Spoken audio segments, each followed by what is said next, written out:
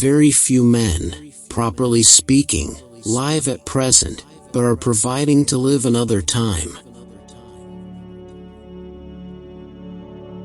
It is remarkable with what Christian fortitude and resignation we can bear the suffering of other folks. Complaint is the largest tribute heaven receives and the sincerest part of our devotion. How often do we contradict the right rules of reason in the whole course of our lives?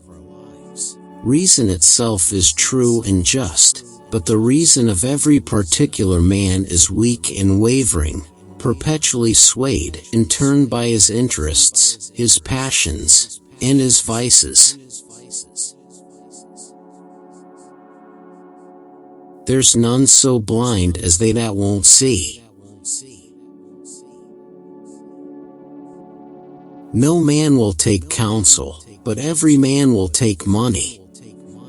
Therefore, money is better than counsel. If it were a rainy day, a drunken vigil, a fit of the spleen, a course of physic, sleepy Sunday, an ill run at dice, a long tailor's bill, a beggar's purse, a factious head, a hot sun, cost of diet, want of books, and a just contempt for learning, but for these, the number of authors and of writing would dwindle away to a degree most woeful to behold. There is no vice which mankind carries to such wild extremes as that of avarice. A favor is half granted, when graciously refused. Although the devil be the father of lies, he seems, like other great inventors, to have lost much of his reputation by the continual improvements that have been made upon him. Fools are apt to imitate only the defects of their betters. Physicians ought not to give their judgment of religion, for the same reason that butchers are not admitted to be jurors upon life and death. Religion seems to have grown an infant with age, and requires miracles to nurse it, as it had in its infancy.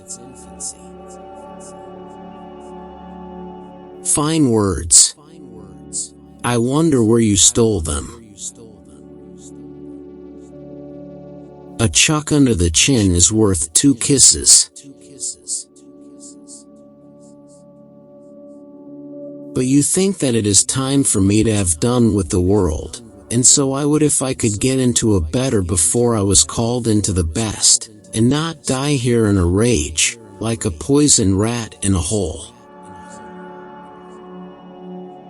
Judges are picked out from the most dexterous lawyers, who are grown old or lazy, and having been biased all their lives against truth or equity, are under such a fatal necessity of favoring fraud, perjury and oppression, that I have known several of them to refuse a large bribe from the side where justice lay, rather than injure the faculty by doing anything unbecoming their nature and office.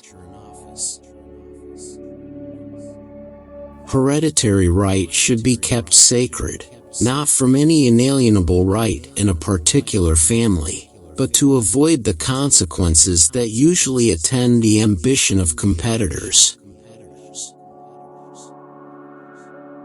Punning is an art of harmonious jingling upon words, which, passing in at the ears, excites a titillary motion in those parts, and this, being conveyed by the animal spirits into the muscles of the face, raises the cockles of the heart.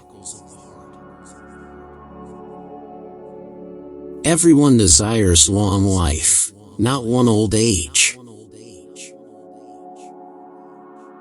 He had been 8 years upon a project for extracting sunbeams out of cucumbers, which were to be put into vials hermetically sealed, and let out to warm the air in raw, inclement summers. Wisdom is a fox who, after long hunting, will at last cost you the pains to dig out. It is a cheese, which, by how much the richer, has the thicker, the homelier, and the coarser coat, and whereof to a judicious palate, the maggots are best. It is a sack posset, wherein the deeper you go, you'll find it the sweeter. Wisdom is a hen, whose cackling we must value and consider, because it is attended with an egg. But lastly, it is a nut, which, unless you choose with judgment, may cost you a tooth, and pay you with nothing but a worm.